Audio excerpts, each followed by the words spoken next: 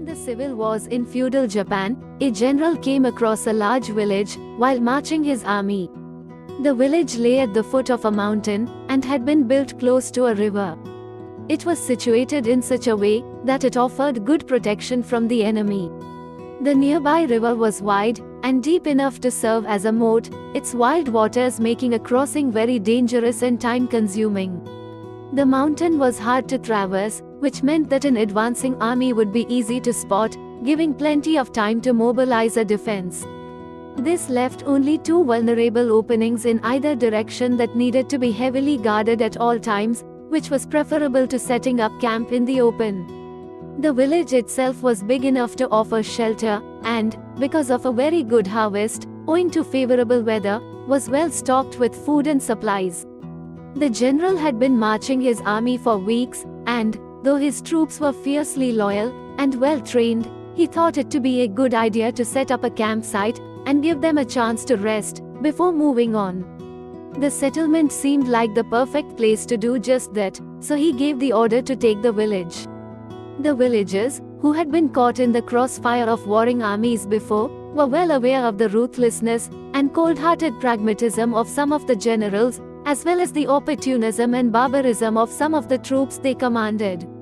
They had spotted the approaching army in the distance, and had shuddered at the thought of encountering the massive force.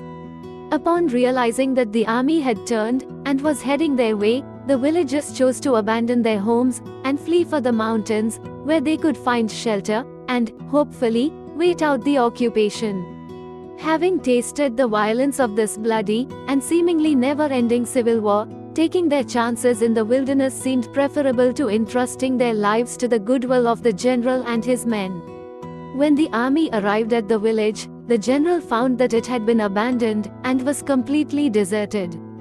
Taking pleasure in the fear that his approaching force seemed to have struck in the villages, the general gave orders to fortify the new base, and search all buildings for food, supplies, and potential loot.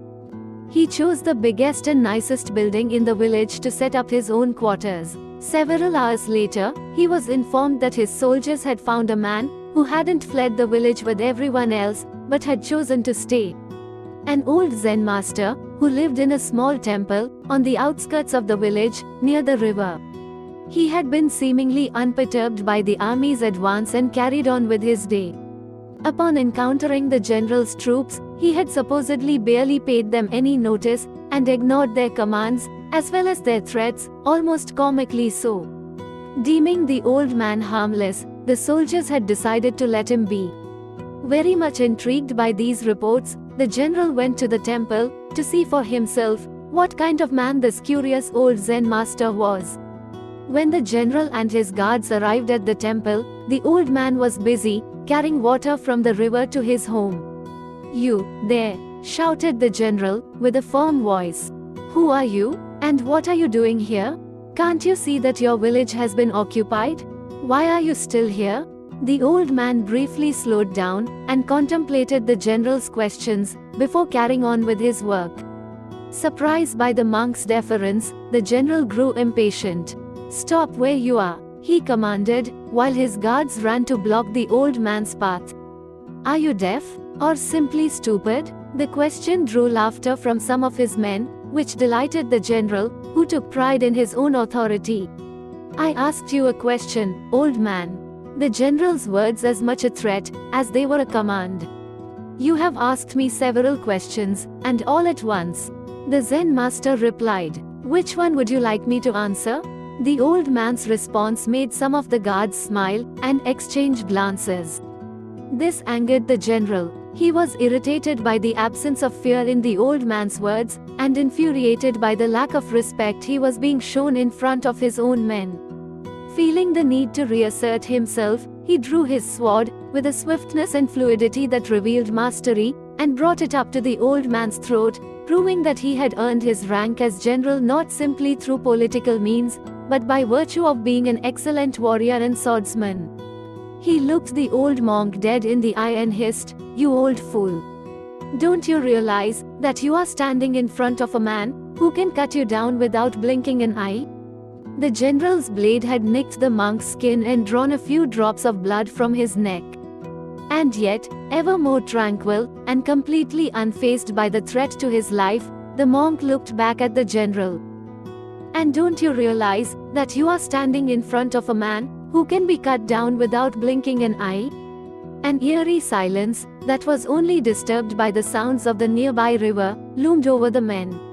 The guards suddenly felt very uneasy at the prospect of watching this harmless and rather amusing old man die. His grit and courage in the face of death had very much impressed them. Sensing this, the general no longer felt inclined to punish him for not readily submitting to him, as he had very little to gain by slaying the monk.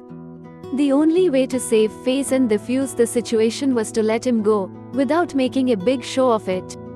He slowly lowered his weapon, and produced a handkerchief, which he used to wipe the blade clean, before quickly, and elegantly, sheathing his sword.